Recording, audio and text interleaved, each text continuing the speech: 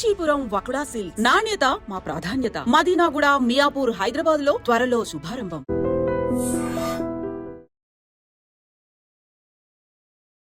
Hi, hello, నమస్తే, welcome back to iDream media. ఈరోజు మనతో ఉన్నారు AMFI certified mutual fund distributor అయిన శ్రీనివాస్ రెడ్డి గారు. ముఖ్యంగా మార్కెట్ అనేది కరెక్షన్లో ఉంది అండ్ అప్పుడప్పుడు క్రాష్ అవుతూ ఉంటుంది. సో ఇలాంటి టైంలో మ్యూచువల్ ఫండ్స్లో కూడా రిస్క్ అనేది కనిపిస్తూ ఉంటుంది. అంతే మైనస్లోకి వెళ్ళే ఛాన్సెస్ ఉంటాయి. అలాగే ఇలా జరిగినప్పుడు చాలామంది ప్యానిక్ అవుతూ ఉంటారు. బట్ కొన్ని ఫండ్స్ మాత్రం మార్కెట్ వైలేట్ అవుతుంది, అంటే వాలటైల్గా ఉన్నా సరే, డౌన్ అవుతున్నా సరే ఫండ్స్ కొంచెం స్టేబుల్గా ఉన్నట్టు అనిపిస్తుంటుంది. మైనస్లోకి అయితే వెళ్ళవు. అలాంటి ఫండ్స్ ఉన్నాయా? ఏం ఫండ్స్, లేకపోతే ఏ సెక్టార్లో ఉన్నాయి, జానర్లో ఉన్నాయి, అసలు వీటి గురించి నా వివరాలు అనేవి ఈరోజు ఎపిసోడ్లో తెలుసుకుందాం. నమస్కారం సార్. నమస్తే. ఈరోజు నేను అడిగే క్వశ్చన్ ఏంటంటే, చాలామంది ఆడియన్స్ ఎవరైతే ఆల్రెడీ మ్యూచువల్ ఫండ్లో ఇన్వెస్ట్ చేస్తున్నారో వాళ్ళు ఎక్కువ ఇంట్రెస్ట్గా వినే ఆప్షన్ అనమాట ఇది. అంటే వాళ్ళు చాలా ఆప్షన్స్ అయితే అడిగారు మ్యూచువల్ ఫండ్స్ సంబంధించి. అయితే ఫస్ట్ మ్యూచువల్ ఫండ్స్ అనేవి వాటిలో మార్కెట్ ఫాలో అవుతున్న టైంలో స్టెబుల్గా ఉండే ఫండ్స్ ఉన్నాయా? మీరు అడిగిన క్వశ్చన్కి ఉన్నాయి అని సమాధానం చెప్పొచ్చు, స్టేబుల్గా ఉన్నాయి అనే సమాధానం అయితే చెప్పొచ్చు. ఓకే. అసలు మార్కెట్లో ఎక్కడ ఏ రిస్క్ లేకుండా ఫండ్ ఉందంటే లేదు. 100% ప్రతి ఫండ్కి కూడా దాని ఓన్ రిస్క్ అనేది ఉంటుంది. డెట్ ఫండ్స్లోకి వెళ్ళితే ఇంట్రెస్ట్ రేట్ రిస్క్ ఉంటుంది, ఈక్విటీ ఫండ్స్లోకి వెళ్తే మార్కెట్ రిస్క్ ఉంటుంది. ఆ రెండు రిస్కులు కామన్. కానీ డెట్ ఫండ్స్లో కూడా చాలా నెగ్లిజిబుల్ రిస్క్ ఉన్న కొన్ని ఫండ్స్ ఉన్నాయి.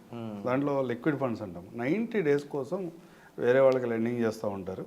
అలాంటి స్కీమ్స్లో కనుక మనం ఇన్వెస్ట్ చేయగలిగితే మీ ఇన్వెస్ట్మెంట్ అనేది ఎప్పటికీ మైనస్లోకి వెళ్ళదు.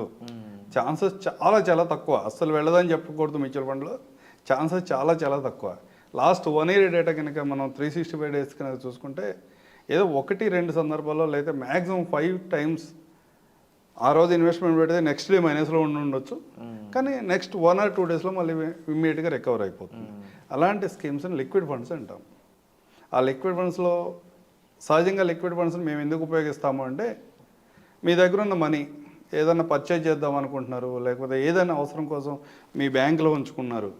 ఆ బ్యాంకులో ఉంచుకునే బదులు లిక్విడ్ ఫండ్లో పార్క్ చేయడం ద్వారా మీ బ్యాంకులో కనుక సేవింగ్ అకౌంట్లో ఉంచుకుంటే రోజుకు ఒక ₹8 1 lakhకి ₹8 ఇంట్రెస్ట్ ఇస్తుంది బ్యాంకు. అదే అమౌంట్ కనుక మీరు లిక్విడ్ ఫండ్లోకి కనుక ట్రాన్స్ఫర్ చేస్తే దగ్గర 15 to 18 rupees per day మీకు ఇంట్రెస్ట్ వర్కౌట్ అవుతుంది. పర్ డే 1 lakhకి 15 to 18 rupees వరకు ఇంట్రెస్ట్ వర్కౌట్ అవుతుంది. అలాంటి ఫండ్స్లో ఇన్వెస్ట్మెంట్ చేపిస్తాం. ఓకే. ఇదే ఫండ్స్లోకి మీది ఏదైనా ఒక లంసమ్ అమౌంట్ ఉంది, మీ దగ్గర ఒక 10 lakhs 15 lakhs ఉంది. ఈ క్వశ్చన్స్ చాలా సందర్భాల్లో మా దగ్గర వినపడుతూ ఉంటాయి.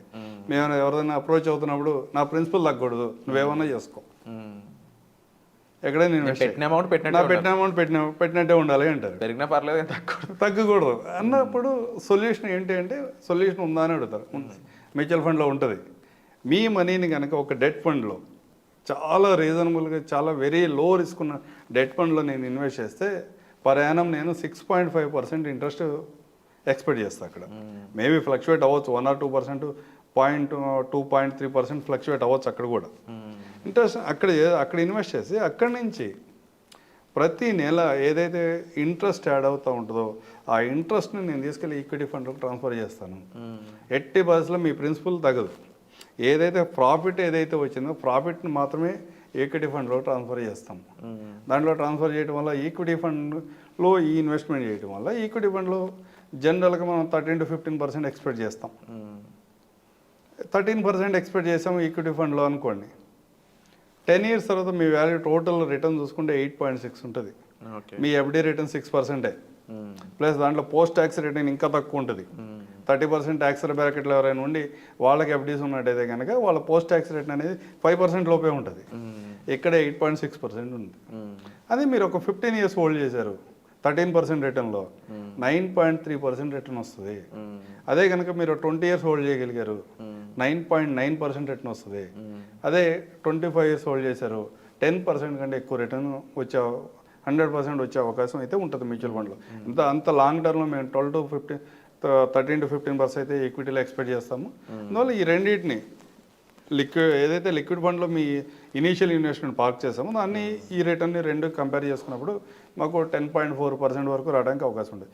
ఇన్ కేస్ మన పాస్ట్ ఎక్స్పీరియన్స్ ఏముంది, దగ్గర దగ్గర equity small and mid cap సెక్టర్లో దగ్గర 17-18% రిటర్న్ ఈజీగా జనరేట్ అవుతుంది లాస్ట్ 10 years డేటా తీసుకుంటే కనుక. కానీ అంత రిటర్న్ మీరు ఈక్విటీలో ఎక్స్పెక్ట్ చేయొద్దు, 12% దగ్గరే ఉండండి. కానీ ప్రొజెక్షన్ కోసం మాత్రమే చెప్తున్నాను. ఇది 18% ఎక్స్పెక్ట్ చేస్తే కనుక 25 years తర్వాత మీ రిటర్న్ 13%, 13.8% ఉంటుంది యావరేజ్. ఈక్విటీ ఫండ్స్లో కూడా మనం 12% కదా ఎక్స్పెక్ట్ చేస్తుంది. ఇలాంటి స్ట్రాటజీ ఉపయోగిస్తే మీరు సేఫ్ ఉంటారు, ప్రశాంతంగా ఉంటారు. ప్లస్ ఏదైనా పాయింట్ ఆఫ్ టైంలో ఈ లంసమ్ అమౌంట్ నాకు అవసరమైంది, ఎగ్జిట్ అవ్వాలనుకుంటున్నారు, మీ మనీ ఎట్టి పరిస్థితుల్లో మైనస్లో కలదు. 100% మీరు ఏదైతే ప్రిన్సిపల్ ఇన్వెస్ట్ చేశారో ఆ ప్రిన్సిపల్ని కూడా విత్డ్రా చేసుకోవడానికి అవకాశం. ఎవరికి ఉపయోగపడుతుంది ఇది? True sir. అండ్ చాలామందికి వాళ్ళ అమౌంట్ సేఫ్ ఉంటుందంటే అంతకన్నా హ్యాపీనెస్ దొరకదు. అండ్ మోర్ ఓవర్ ఏంటి అంటే వాళ్ళు చాలా కష్టపడి హార్డ్ అండ్ మనీనే ఇన్వెస్ట్ చేస్తూ ఉన్నారు చాలామంది. అనుకుంటాం లైట్ తీసుకొని మీరు ఏదైతే అవసరం లేదనుకుంటారో ఆ అమౌంట్ ఇన్వెస్ట్ చేయండి అని కొంతమంది చెప్తూ ఉంటారు. అసలు అవసరం లేదనే అమౌంట్ ఏముంటుంది? ఉండదు. ఏది రూపాయి ఉన్నా మనకి ఉపయోగపడేదే. అంటే జనరల్గా ఏంటంటే ఇనీషియల్ డిస్కషన్స్లో ఎవరైనా, మేబీ నేను కూడా, పర్లేదు నేను 25 years వరకు ఉంటాను, 20 years ఉంటాను, కానీ నేను ఆ మనీ ఒక 30 ఇనీషియల్గా డిస్కస్ చేస్తున్నప్పుడు మేము ఇన్వెస్టర్ చెప్పేది ఒకటే మాట, ఏ పాయింట్ ఆఫ్ టైం అయినా మీ మనీ 30% వరకు మైనస్లోకి వెళ్ళడానికి ఛాన్స్ ఉంటుంది. కొంత టైం తర్వాత 2-3 years తర్వాత మళ్ళీ రికవర్ అవుతుంది. ఆ రికవరీ ఫేస్ను మాత్రం మీరు ఫండ్కి ఇవ్వాల్సిందే. ఇనీషియల్ నా ఫండ్ ఎప్పుడు మైనస్లోకి వెళ్ళకూడదు, 100% ప్రాఫిట్లోని జర్నీ జరగాలి అంటే మ్యూచువల్ ఫండ్లు ఇంపాసిబుల్, మ్యూచువల్ ఫండ్లు రావద్దని చెప్తాం. కానీ ఇనీషియల్గా మనం మాట్లాడుతున్నప్పుడు ఎంత మాట్లాడినా మనీ మైనస్లోకి వెళుతున్నప్పుడు ఆ ఎమోషన్ క్యారీ చేస్తారు, భయం ఉంటుంది. ఎందుకంటే ఈజీగా రాదు. మిడిల్ క్లాస్లోకి ఒక పర్సన్ ఒక 10 లక్షలు 5 లక్షలు తీసుకొచ్చి మ్యూచువల్ ఫండ్లో ఇన్వెస్ట్ చేయాలంటే 5 లక్షలు 10 లక్షలు చాలా సాక్రిఫైస్ చేస్తే కానీ దాయలేదు ఇవాళ ఉన్న పరిస్థితిలో. ఆ ఎమోషన్ ఉంటుంది. ఆ ఎమోషన్ ఉన్నప్పుడు మైనస్లోకి వెళ్తే ఇబ్బందే కదా. అలాంటి వాళ్ళు నా మనీ ఎప్పుడు మైనస్లోకి వెళ్ళొద్దు, నాకు ఒక రీజనబుల్గా 12-13% వస్తుంది చాలు, బ్యాంకులో వేస్తే నాకు 6% వేస్తున్నాడు, అది ఎందుకు పనికి రావట్లేదు అనుకున్న వాళ్ళు ఇలాంటి ఆప్షన్ ఉపయోగించుకుని కనుక ప్రాపర్గా మ్యూచువల్ ఫండ్లో ఇన్వెస్ట్ చేసుకుంటే కూడా వాళ్ళకి లాంగ్ టర్మ్లో రిటర్న్స్ బాగుంటాయి. జనరల్గా ఎవరికి ఉపయోగపడుతుంది ఇది? పిల్లలు పుట్టగానే చిన్నపిల్లలకి ఒక 50,000-1,00,000 రూపాయలు ఎఫ్డీ చేద్దాం, వాళ్ళకి పెద్ద అయినాక చాలా ఉపయోగపడుతుందిలే, వీటిని తీయకుండా ఒకసారి హోల్డ్ చేసి ఉంచుతారంటారు. అలాంటి వాళ్ళు ఎవరైనా ఉండి ఇన్వెస్ట్ చేయాలనుకుంటే మీ ప్రిన్సిపల్ కూడా ఎట్టి పరిస్థితిలో తగ్గకూడదు, నాకు రిటర్న్ ఒక 12-13% దగ్గర ఓకే సరిపోతుంది వాళ్ళకి 20-25 సంవత్సరాల తర్వాత అనుకున్నట్టయితే ఇలాంటి స్కీమ్ని కూడా కన్సిడర్ చేయొచ్చు. చాలా బ్రహ్మాండంగా ఉంటుంది. ఇలా మీ ప్రిన్సిపల్ ఎప్పుడు కూడా ఎట్టి పరిస్థితుల్లో మైనస్ కాకుండా ప్రొటెక్ట్ చేయబడుతుంది. Wonderful sir. సో సార్ చెప్పిన ఇన్ఫర్మేషన్ మీకు ఎలా అనిపించిందో తప్పకుండా కామెంట్ సెక్షన్లో మీ అభిప్రాయాలను అయితే మెన్షన్ చేయండి. వచ్చే ఎపిసోడ్లో మళ్ళీ కలుద్దాం. Thank you so much. Thank you Virat.